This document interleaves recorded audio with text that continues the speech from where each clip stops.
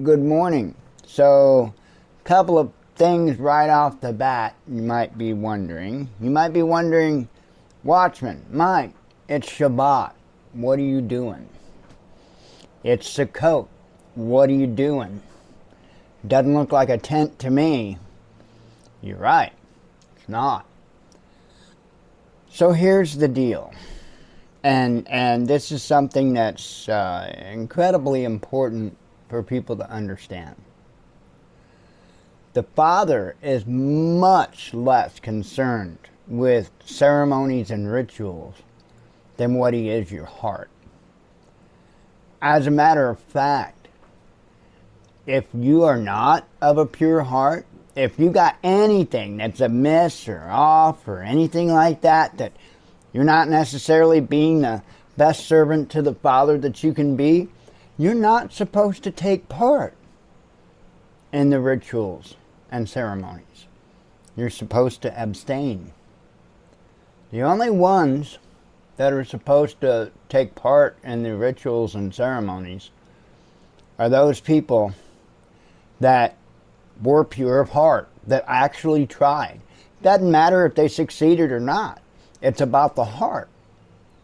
There's a whole lot of people out there in the Father's good graces that simply just can't get it right. But the Father, He keeps showing up each and every time and giving them what they need to continue on. Why? Because they're pure of heart. They're pure of heart. They're actually trying. They're not just putting on a good show, while in reality, behind the scenes, they lived a Babylonian lifestyle. The Father's not nearly concerned with rituals and ceremonies. He's more concerned with our heart. He's more concerned at whether or not we used His name in vain. That's not just by saying curse words. No. That also means attaching His name to things that He would not approve of. Especially commerce. Especially commerce. Look, there is no way, shape, or form that the Father wants associated with commerce. That isn't buying products and that isn't donating. No. Yeshua made that, or I thought made it abundantly clear in the temple when He started chasing people out and flipping tables over. But man seems to be ever diligent in finding loopholes, or what they think is a loophole, to try to do it anyway. And there'll be a day when they have to face the Father, and they'll find out that the two were never to be intermixed, ever. And it's being done so prolifically, if I'm saying the word correctly, or even using the right word. But it's happening so often. In fact, it's happening real often. You know, it is probably for the average person really hard to live the lifestyle that the Father wants us to live. I guess. I don't know. It's not hard for me, but all of my life I have been some of the ways that He needed me to be.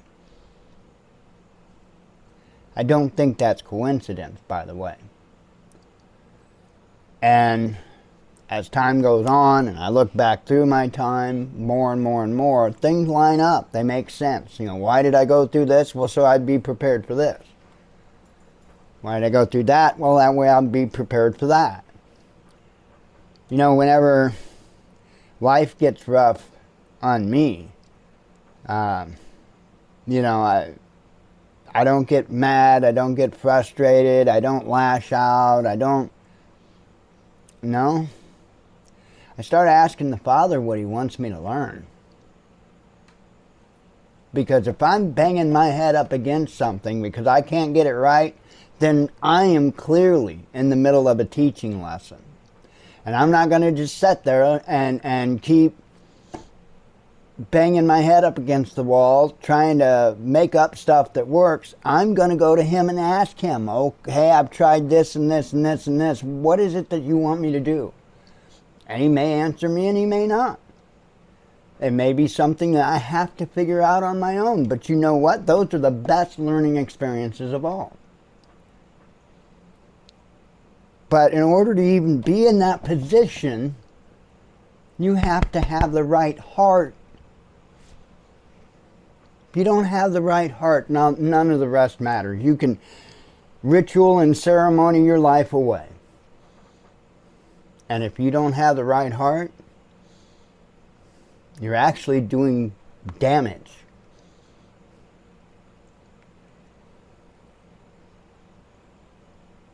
Do I want to participate in Sukkot? Absolutely. Yeah. More than you could ever imagine. Am I going to push the situation and accept something that may be anything other than pure of heart just to partake in the ceremony, the ritual of Sukkot? No, I'm not. He wouldn't want me to. He only wants me to do these things if it's right. Only wants me to do it if it's right. And I honestly feel that as far as my heart's concerned, I'm good. I think I'm pretty good. But I don't have any of the rest of the components that's needed. Well, I mean, I've got a tent, but I mean, I don't have the group of people. I don't, that there's, and I'm not going to push it if it's not going to be right.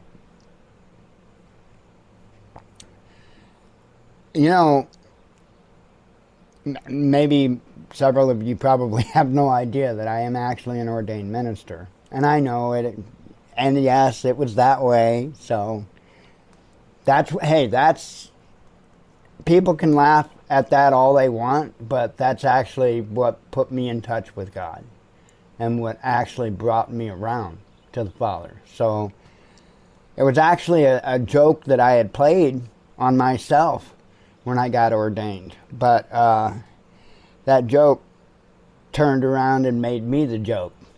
And that's why and how I'm here today. So,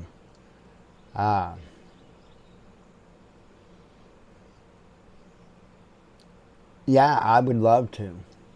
But I'm not going to do it with people that aren't pure heart. I'm not going to force something. Oh, and what I was getting ready to say is, I'm an ordained minister. I've never even been baptized.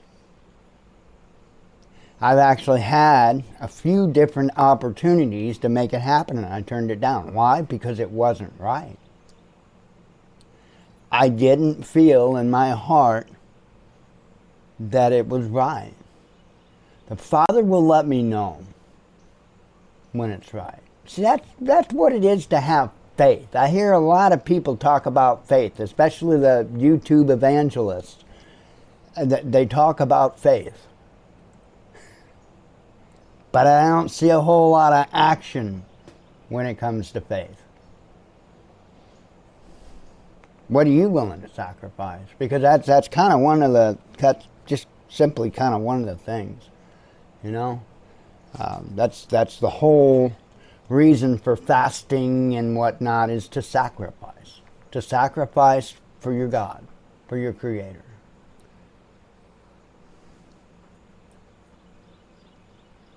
What are you willing to sacrifice? I know people that won't sacrifice. They're on YouTube, right? Right now, they're in tents celebrating Sukkot right this moment, right? They're not apparently willing to sacrifice a whole lot. finding loopholes here and there, so we think we're okay to do this and think we're okay to do that, and hey, that's on them. I want to distance myself from that because the Father is not good with that. Again, if it's not right, you're not supposed to do it. Not supposed to take part in the rituals and ceremonies if your head and your heart, your spirit's not in the right place. A lot of what you're seeing going on right now is pretty much nothing but procedure and formality. Oh, I'm sure they feel good. But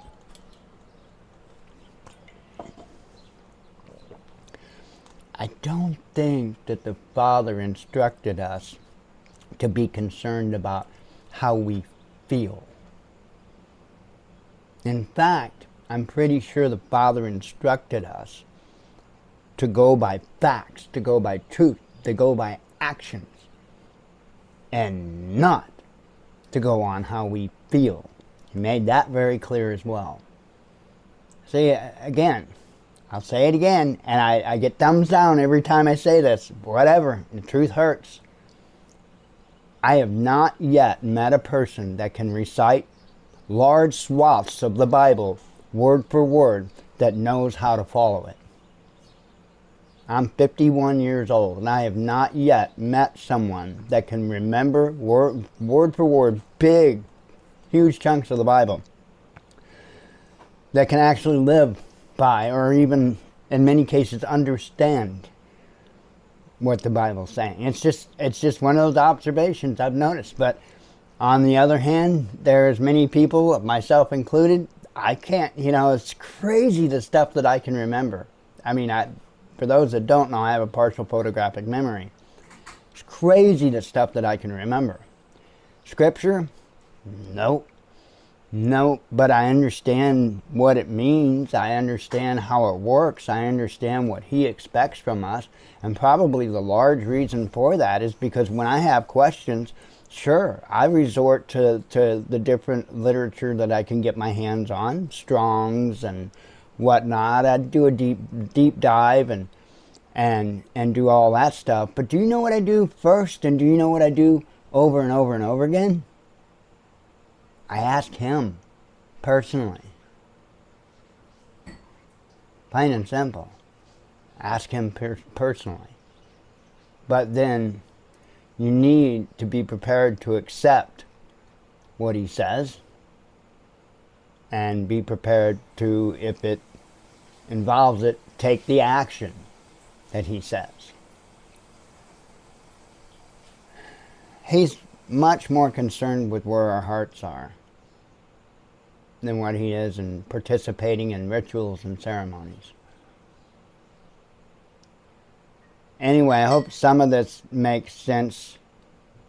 I think that there's probably others, because I feel a bit discouraged. I feel disappointed that I can't participate. But I am not going to push it. Father told me in 2014, I was talking a while ago about sacrifice. The Father told me in 2014 to be still. He told me that involving my children.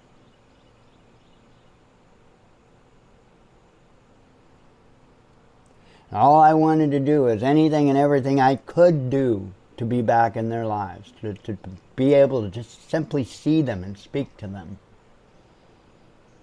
The Father said, be still.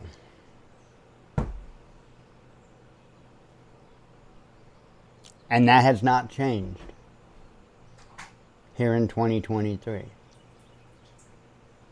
It's still, be still. Now, I hear a lot of BS about obedience to the Father.